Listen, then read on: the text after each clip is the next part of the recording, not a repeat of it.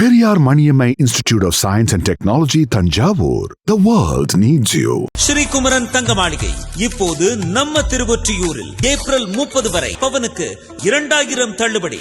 உலகெங்கிலும் இருக்கும் பிகைன் பக்தி நேயர்கள் அனைவருக்கும் வணக்கம். நான் உங்கள் ராம்ஜி. மே மாத பலன்கள் இந்த ஒரு மே மாதம் ஒரு ரிமார்க்கபிள் மாதமாக இந்த வருடம் கருதப்படுகிறது. காரணம் என்னவென்றால், இந்த மே மாதத்தில் தான் 2 பெரிய பயிற்சிகள் நடக்கவிருக்கிறது. என்ன பயிற்சி? ஒன்று குரு பயிற்சி, ஒன்று ராகு கேது பயிற்சி. 2 நடக்க போகுது.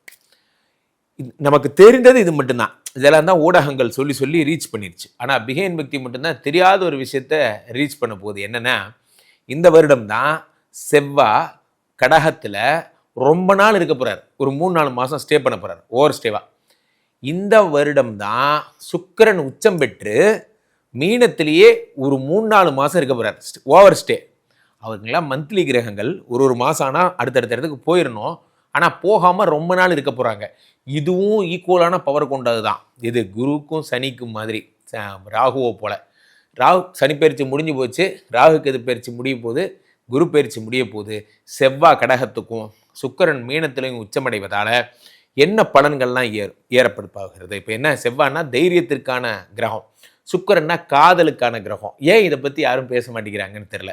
ஸோ பிகைன் பக்தி இந்த மே மாத பலன்களை மிக அழகான வடிவிலே உங்களுக்கு பிடிச்ச மாதிரி என்னோட ஸ்டைலில் சொல்லலான் இருக்கேன். ஸோ யாருக்கெல்லாம் குபேர யோகங்கள் கிடைக்க போகிறது, யாரெல்லாம் பெரிய செல்வ சம்பத்துகள் அடைய போகிறீங்க, வெளிநாட்டு வேலைகள் கிடைக்க போகிறது, குழந்தை பிராப்தி ஏற்பட போகிறது, யாருக்கெல்லாம் புதிய பணி கிடைக்க போகிறது என்பதை ராசி ரீதியாக ஒவ்வொரு ராசிக்குமாக நாம் பார்த்து விடலாம். சம்மர் வந்தாச்சு.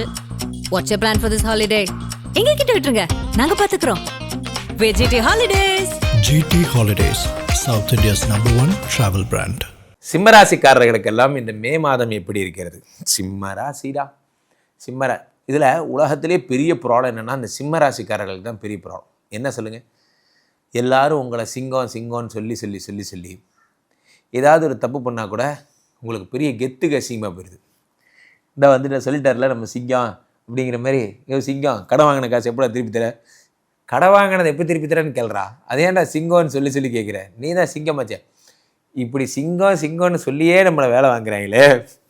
வந்துட்டான் என் ஆம்பளை சிங்கம், என் தங்கச்சிக்கு ஒரு பொண்ணாக அவன் செய்வான்டா, செய்யறேன்டா, பெருமைக்குன்னே நம்மளை வேலை வாங்குறாங்க. ஸோ அப்போ ராசிநாதன் சூரியன் எங்கே இருக்கார்? 10ஆம் இடத்திலே 2 கூடிய தனாதிபதி புதனோடு இருக்கிறார்.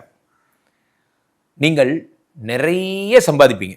10ஆம் இடத்துல இருக்கக்கூடிய சூரியனும் புதனுமாக சேர்ந்து நிறைய சம்பாதிச்சு என்ன பண்ணுறீங்க? இந்த மாதம் பொருளாதாரத்தில் உங்களை அடிச்சுக்க முடியாது. ஏன்னா 3-10 கூடிய சுக்கிர பகவான் எங்கே இருக்காரு? உங்களுக்கு 8ஆம் வீட்டிலே மீனத்திலே உச்சமடைகிறார். நிறைய பேர் நினைப்பீங்க, 3-10 கூடிய சுக்கிர பகவான் 8ஆம் வீட்டிலே உச்சமடைவது சிம்ம லக்னத்துக்கு ஒரு மறைவு ஸ்தானம், சிம்ம லக்னத்துக்காரங்கள்லாம் 8ஆம் வீட்டிலே மறைஞ்சிட்டாங்க என்று நினைப்பீர்கள். அப்படி கிடையாது. அவரே தான் 3 கூடியவராகவும் இருப்பதால் 3 கூடியவன் 8இல் மறைவது விபரீத ராஜயோகம் என்று கருத்தில் கொள்ள வேண்டும். 10 கூடியன் உச்சம்னு மட்டும் பார்க்கக்கூடாது. அவரே தான் 3 கூடியனாகவும் இருப்பதால் 3 கூடியன் 8இல் மறைவது உச்சம் என்று பார்க்க வேண்டும். அடுத்ததாக சிம்மராசிக்காரர்களாக பயப்படுற ஒரு விஷயமே அஷ்டம சனி. இதில் ஒரு பெரிய ப்ராப்ளமே என்னென்னா, இந்த சுக்கிரன் உச்சமானால் என்ன ஆகும்? சுக்கிரன் உச்சமானால் ஒரு பெரிய ப்ராப்ளம் வரும். அதை நான் அப்புறம் சொல்கிறேன். சுக்கிரன் உச்சமானால் லவ் அதிகமாகும். லவ் அண்ட் லவ் ஒன்லி புக்குக்கு அப்புறம் நீங்கள் தான் அதுக்கு அந்த மாதிரிலாம் நான் சொல்கிறேன். இருங்க, அந்த லவ் உங்களை என்னென்ன பண்ண போகுதுன்னு சொல்கிறேன் பாருங்கள். சிம்மராசிக்காரர்களுக்கு லவ் உச்சம், சரி அதோடு விடுங்க. இப்போது அஷ்டம சனி வரும்பொழுது 6-7 கூடிய சனி 8இல் மறைகிறார். நிறைய பேர் என்ன பலன்கள் சொல்கிறாங்கன்னா, அஷ்டம சனி வந்துருச்சு, சிம்மராசிக்காரர்கள்லாம் அவ்வளோதான், தேர் எழுத்து தெருள் விட போகிறார் சனி, அவ்வளோதான், நீங்கள்லாம் என்ன பண்ண போகிறீங்கன்னே தெரிலன்னு சொல்கிறாங்க. ஆனால் அவரே தான் 6 கூடியவராகவும் இருக்கிறார். நண்பர்களே, 6 கூடியவர் 8ஆம் வீட்டில் மறைவது என்பது விபரீத ராஜயோகத்தை குறிக்கிறது. இதுவும் ஒரு நல்ல பலன். இப்போ உங்களுக்கு அப்போ என்னதான் கெடுதலான பலன்? இப்போ சனியும் நல்லது பண்ணுறாருன்ட்டீங்க, அவன் தான் ப்ராப்ளம் நினச்சேன். சுக்கிரன் உச்சம் பெற்றாரு, நல்லா பண்ணுறாருன்ட்டீங்க, ஓகே. இப்போ எதுதான் ப்ராப்ளம்? உண்மையிலே ப்ராப்ளம் ராசியில் இருக்கக்கூடிய கேது கூட கிடையாது, 7இல் இருக்கக்கூடிய ராகு. இந்த ராகு என்ன பண்ணுவார்? ஒரே தூக்கி ஃபாரினில் உட்கார வச்சிருவார். நல்ல விஷயம். சில பேருக்கு இப்படி நடக்கும். ஆனால் பல பேருக்கு 7ல் வரக்கூடிய ராகு தேவையில்லாத சகவாசத்தை உருவாக்கும். நீங்கள் ஒய்ஃபு 2 பேர் இருக்கிற இந்த குடும்பத்துக்குள்ளே 3ஆவதாக ஒரு நபர் வருவாங்க. ரொம்ப ஜாக்கிரதையாக இருக்கணும். இந்த 3ஆவதாக இருக்கிற ஒரு நபர் வரும்பொழுது ரொம்ப ஜாக்கிரதையாக இருக்கணும். ஏன்னா நிறைய பேர் பேர் கெட்டு போகிறதே இந்த விஷயத்தில் தான். அப்போ இந்த 3ஆவதாக வர நபர் நான் சொல்கிறேன் பார்த்தீங்களா, இந்த 7ஆம் இடத்துல இருக்கக்கூடிய ராகு. இந்த ராகு வெளிநாட்டு யோகங்களை மட்டும் தருவதில்லை, 7ஆம் இடத்துல 2வது கல்யாணம் பண்ணி வைக்கிறது, அதே மாதிரி பெண்களால் வரக்கூடிய கெட்ட விஷயங்கள் எல்லாம், கெட்ட பேர்களை உண்டாக்குறது போன்றதெல்லாம். காலங்காத்தால் மொபைல் எடுத்து பார்த்தேன் சார், 2 சம்பவம் சொல்கிறேன். காலங்காத்தால் மொபைல் எடுத்து பார்த்தோன்னே ஒரு மெசேஜ் வருது.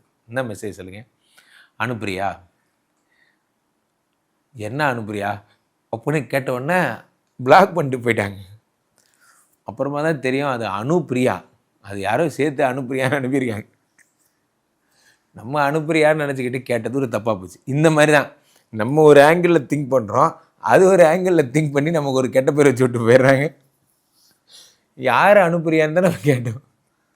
அப்போது இந்த அனுப்புறியான்னு மெசேஜ் வர மாதிரி ஏதோ அன்னோன் மெசேஜெல்லாம் வரும். உங்களை நான் அங்கே பார்த்துருக்கேன், அந்த கூட்டத்தில் நான் அவங்க பார்த்தேன், அழகாக இருப்பீங்க அப்படிங்களாங்க, நன்றி வணக்கங்கன்னு ஓடியாந்துருக்கேன்.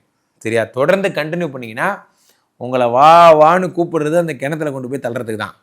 நல்லா புரிஞ்சுக்கிங்க. அறிமுகம் இல்லாத நபர்கள்ட்ட பேசாதீங்க. இன்னும் சில பேர் இருக்கான், அறிமுகம் இல்லாத நபர்களுக்கு போட்ட வரைக்கும் எடுத்து அனுப்பி விடுறது.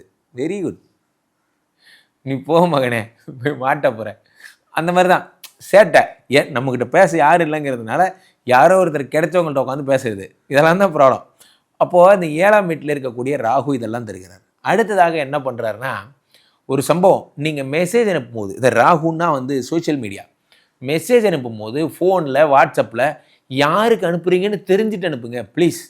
உங்கள் ஒய்ஃப் பேர் பிரியான்னு வச்சுக்கிங்க. உங்கள் ஒய்ஃப் பேர் பிரியா, உங்கள் ஒய்ஃபோட தங்கச்சி பேர் அல்லது உங்கள் ஃப்ரெண்டு பேர் பிரியான்னு வச்சுக்கிங்க.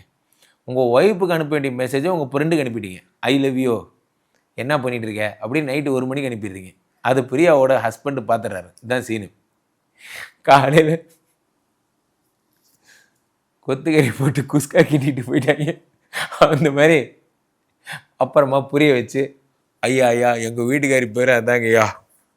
தேவையா இந்த அசிங்கம்? பிரச்சனை என்னென்னா, கவனித்து பண்ணுங்க.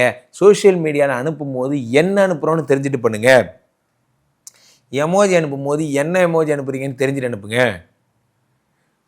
இதெல்லாம் தான் பிரச்சனை. சின்ன பிரச்சனை தான் பிரச்சனை. ஒரு விஷயம் நீங்கள் சொல்ல வந்தது அப்படியே தப்பாக கன்வே ஆகி அவங்க என்னமோ உங்களை தப்பாக நினச்சிப்பாங்க.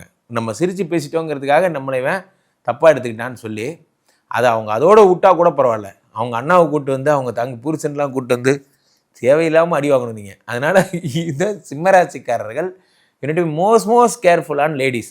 பெண்களே வேணாம், ஒரு முடிவுக்கு வந்துடுங்க. ஆண்கள் எல்லாம் முரட்டு சிங்கிளாக மாறிட்டிங்கன்னா இந்த பிரச்சனையே கிடையாது. அந்த மாதிரி ஆகிட்டீங்க. கீழே போயிட்டு இருந்த 2 நம்பரை கூப்பிடுங்க. உங்களுடைய சொந்த ஜாதகத்தை பார்த்து கொள்ளுங்கள். உலக புகழ் வாய்ந்த நம்ம ஸ்ரீமடம் இந்தியா இப்பொழுது ஸ்ரீமடம் மலேசியாவிலும் உதயமாகி இருக்கிறது, பெனாங் நகரிலே. ஸோ மலேசியாவில் அன்பர்கள் நேரடியாக என்னை தொடர்பு கொண்டு டைரக்ட் கன்சல்டேஷன் எடுத்துக்கலாம், என்னை நேரில் சந்திக்கலாம்.